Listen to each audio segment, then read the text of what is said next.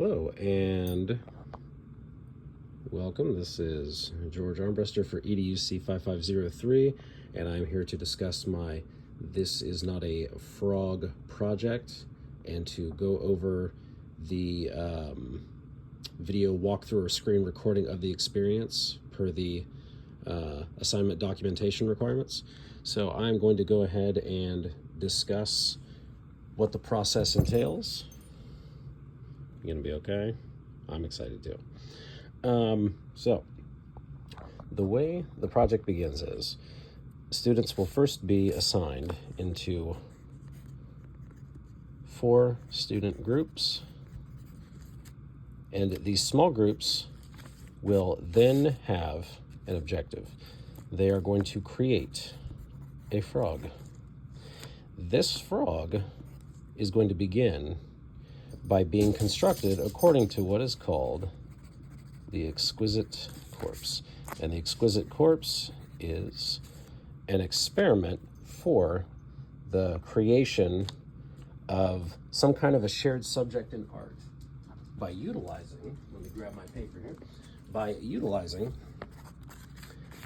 a process of hiding each element one from the other.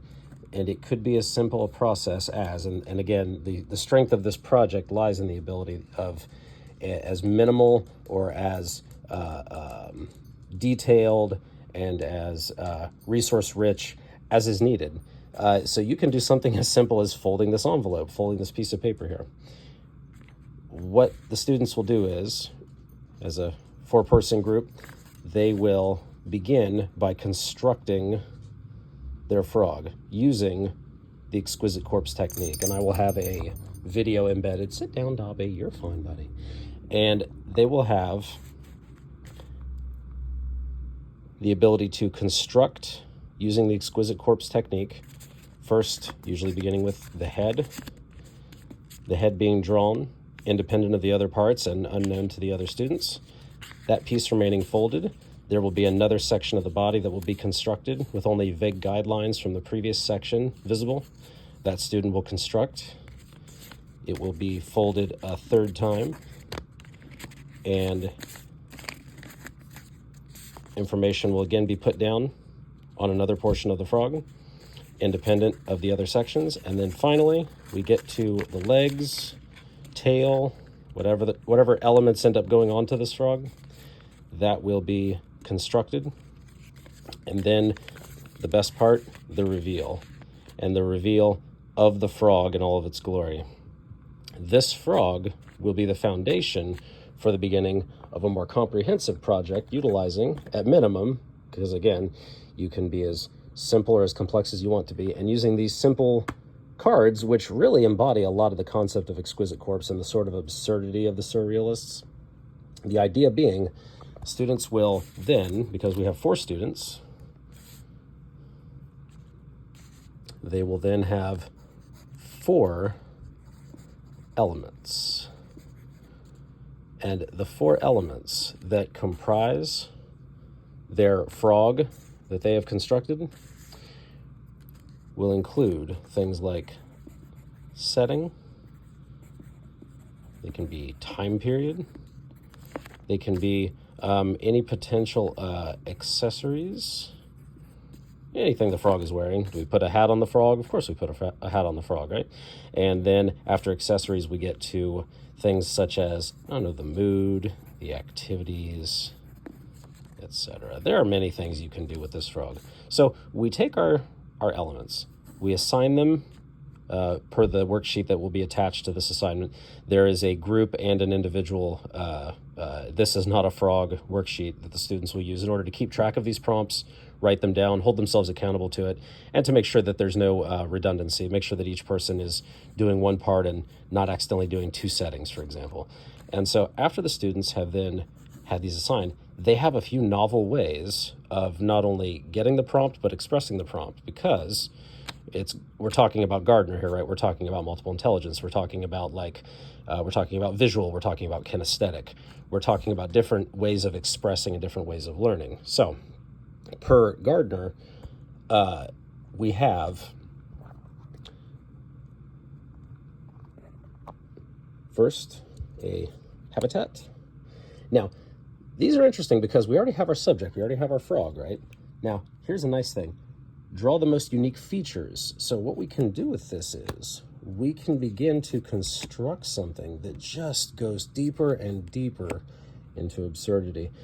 So we don't have to actually use the small subject. We can just express the most unique features, right? And then we get to a detail. And we could have more than one detail as well. Scales or bumps. Logo. Aim your artwork to be a fun new product mascot. Oh gosh, so now we've changed the entire paradigm. We've changed the entire context of the frog. Now the frog is advertising a product, right? So right there, just in a few moments, I was able to construct for a small group of students an entire lesson, an entire project. They will then take these, and here's where Gardner comes in again, right? Because with DUC, we know where the critiquing is going to come from. Critique is going to come at the end, because after each of the students constructs these elements, they are then going to collage, and then they are going to present. And what these lead to is the critique. And the critique is all about that academic language, right? After they collage and put together their elements, what they have come up with, they will then present this, and we will have our frogs put on display for a group of individuals to watch or to look at. And then the critique space. Within the critique space, students will use the academic language, right? They will use things like critiquing, complimenting. They will ask clarifying questions. And ultimately, much of this becomes feedback for the next time, right? So what we have here is the potential for students to first go into their space. And then let's say, for example, we have a student who, okay, the circus. What associations do we make with the circus? Well, a student could use audio programs on a computer. They could construct an actual performance piece. They could create something that is audio or visual to stimulate the senses and think circus. Somebody who is taking the subject matter of these different animals, now that can be expressed visually, but you could even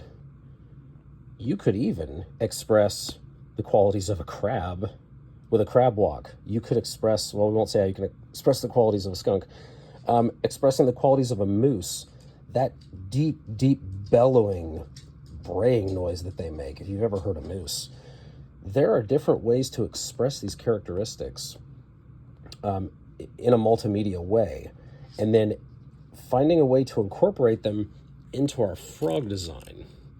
What they do is they take these elements, they sit down with them, and then very, very democratically, they construct a scene to place their frog into. And it could be music playing in the background while the frog is being presented. It could be, it could be a student doing a performance piece.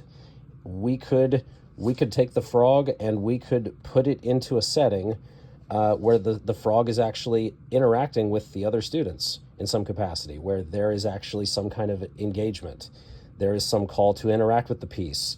Maybe, hearkening back to Yoko Ono, some of her famous pieces, they called for, interaction or maybe even destruction of the art piece.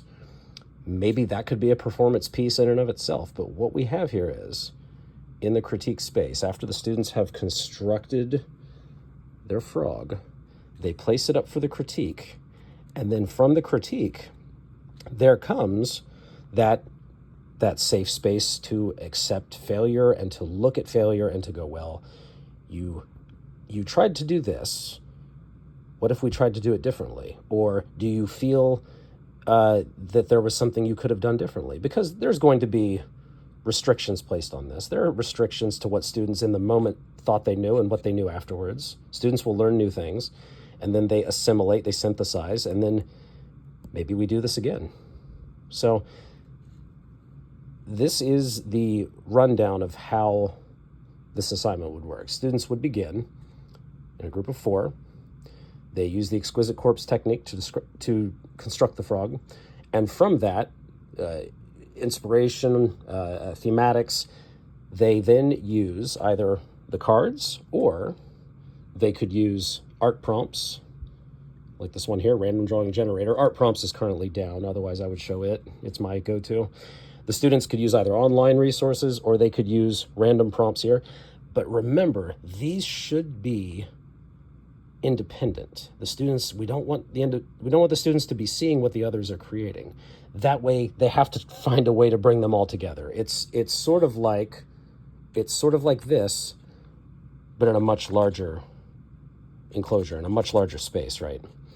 And then after these 2 passes, after the construction of the frog, then comes, in my opinion, the most important part, which is talking about it, which is critiquing it, which is getting up there and looking at it, asking questions, right? Asking questions, critiques, compliments, right?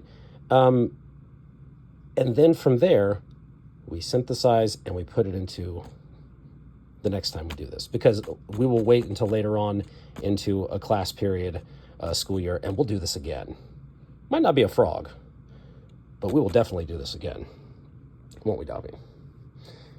And from there, we have student growth. We have students engaging with and dissecting the art creation process through some real absurd imagery that they're going to create. I wish I could dig out some of my old exquisite corpse and other similar designed projects that I had students do, and you would see just how crazy and silly and just fun these can get. But there will be some extra media attached as well so that you can see what that process looks like.